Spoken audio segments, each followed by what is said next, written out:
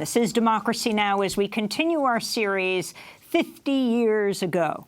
We're looking back now at 50 years ago this week at the 1968 Democratic National Convention in Chicago, which became a national spectacle, a major political event. It was Hubert Humphrey, I believe, was nominated, but the news was in the streets, a police riot, much of it unfolding on live national television, hundreds of people arrested.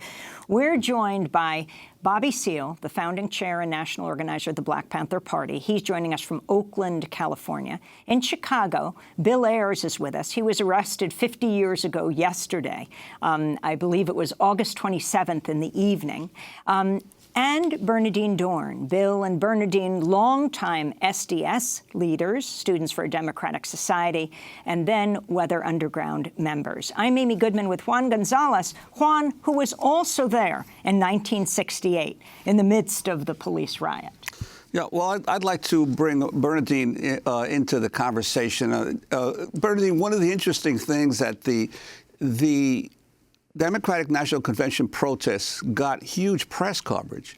But a few weeks earlier, there had been a Republican convention which had nominated in Miami Beach, which had nominated Richard Nixon and Spiro Agnew as the candidates of the Republican Party. And there were also protests in Liberty City in Miami by the black community where 3 people were killed and hundreds were arrested, and yet that protest at the Republican National Convention got nowhere near the kind of coverage that occurred in the Democratic National Convention. Another example of this racial bias in the media that has continued to this day. So I'm wondering if you could talk about when that disparity, and you've dealt with that throughout your life in terms of the criminal justice system, but also why you went to Chicago. Well, I had just been elected one of the national officers of SDS just a month before. So I was organizing with other people for the Chicago demonstrations. And I think that it was important to recognize that at that moment in history, because of 1968, because of the assassination of Dr. King, because of the riots in 30 cities that followed that, the relationship between the war, permanent war or aggressive war by the United States, permanent war in Vietnam at that time, and the Black Freedom Movement was integral. They were related to each other. The Black Panther Party had this 10-point program. I urge everybody to take a look at this brilliant 10-point program, which includes a plank against war and certainly against U.S. aggression in the world. And that became a central part of SDS organizing at the time.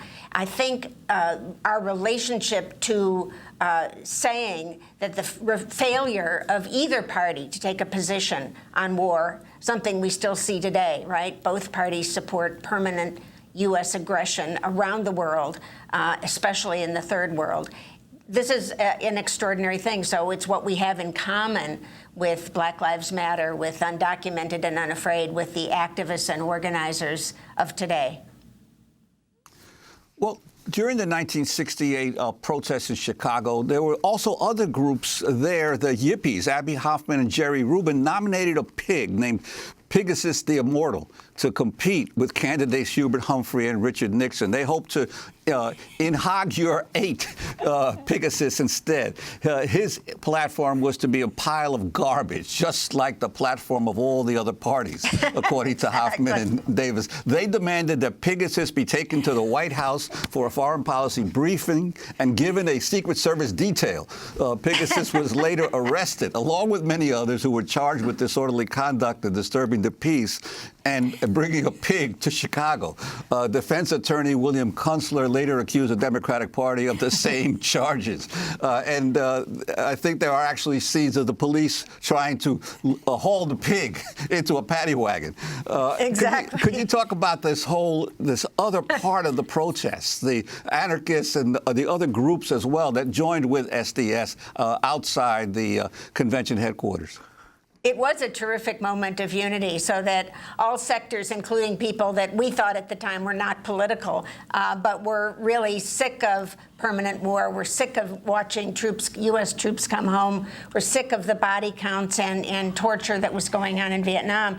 We're against the war. And the American people, in fact, at this moment in 1968, were turning against the war. First time ever. And that was an extraordinary development. So I think you're right that the humor that the yippies brought into the demonstrations those days and the kind of irreverence that people were felt about the authorities meant that there was a collection of people come to Chicago who were really not afraid of the Chicago Police Department, even though they were aware of how brutal and what a history that goes up to today, by the way, of the Chicago Police Department being a racist, aggressive force in favor of white supremacy. So that awareness and consciousness among the people who came to Chicago was, of course, borne out by even official reports. And let's not ignore that J. Edgar Hoover and the FBI were in the middle of all this and were developing their own COINTELPRO program and their own program to assassinate black leaders and to attack, really, the Black Panther Party and the forces of radical black politics, which were spreading like wildfire.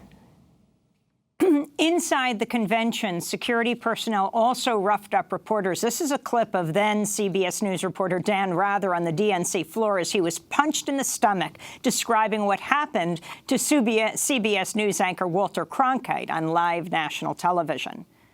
Dan Rather. What's your name, sir? And what is your name, sir? Take your hands off of me. Dan Rather. Unless you intend to arrest me, don't push me, please. Sir, I'm trying to... I know you won't, but don't push me. Take your hands off of me unless you plan to arrest me. Wait a minute. Wait a minute. Well, Walter, as you can see... I don't know what's going on, but these are security people apparently around Dan, and obviously getting roughed We up. tried to talk to the man, and we got bodily pushed out of the way. This is the kind of thing that's been going on outside the hall. This is the first time we've had it happen inside the hall. I'm sorry to be out of breath, but somebody belted me in the stomach during that. What happened is a Georgia delegate, at least he had a Georgia delegate sign on, was being hauled out of the hall. We tried to talk to him to see why, who he was, and what the situation was. And at that instant, the security people, well, as you can see, put me on the deck. I didn't do very well. I think we've got a bunch of thugs here. I think we've got a bunch of thugs here, Dan. That's iconic CBS News host Walter Cronkite responding to the police treatment of reporter Dan Rather inside the DNC convention hall in 1968. Bill Ayers, your comment on what was happening inside and then, of course, outside. And you were from Chicago. Your father was a major figure there. Wasn't he head of Chicago Edison? Yes, he was the chairman of Commonwealth Edison in Chicago, and I came from that background. But I was there as part of, the grassroots of protesters. But what you see in that clip is exactly what we had hoped would happen, which is the true nature of the political establishment showed itself. The true nature of Chicago power showed itself. And so it wasn't just outside, it had migrated inside, and the kind of violence against any dissidents was palpable. And Dan Rather got one blow, but many of us got many others. But that was the nature of what was going on. That's what we wanted to show the world, and indeed we did. And Amy, you could say that you saw this happen at Standing Rock last year. So reporters that are on the scene, this is why the United States military has organized so that the press is not, the American press has no access to war on the front lines in the United States today. And I think that that's really an important reason why we don't have the kind of anti-war movement that we need here. I know there's anti-war sentiment in the United States and some strong organizations working at this, but I think that visibility of power unleashed against other people who you can see and identify with was a critical part of what happened in Vietnam. And I'd like to bring Bobby Seale back into the discussion here. Bobby, one of the clearly what happened in the aftermath of the Democratic National Convention is that Richard Nixon, the nominee of the Republican Party, was able to ride to victory, a narrow victory over Hubert Humphrey, because Humphrey was had so alienated even segments of the Democratic Party and progressives in the United States, and Nixon then, on a law and order platform, becomes president. The impact of Nixon's election on not just the black community, but progressives throughout the country. I'm wondering if you could talk about that, especially in light of our current political situation. Yeah, what you have to understand is that 1968 as a whole, before Dr. King was killed, I had forged a coalition with SCLC, Southern Christian Leadership Conference, Dr. Martin Luther King's organization. What happens is that he was killed. Now, I only had 400 members in the Black Panther Party up and down the West Coast. I had no chapters or no branches across country, right up to the point of Dr. King being murdered. Dr. King was murdered outside of the riots. I stopped riots, really, in my community and stuff. I did not want people getting killed. But my point is here. My young black folks rushed into my organization. So from April 4th, when Dr. King was killed, to the day that Nixon was elected that year, my organization swelled from 400 members up and down the West Coast to 5,000 members in 49 chapters, branches, and neighborhoods across the United States of America. This is really what happened. Dr. King being killed, they were so upset.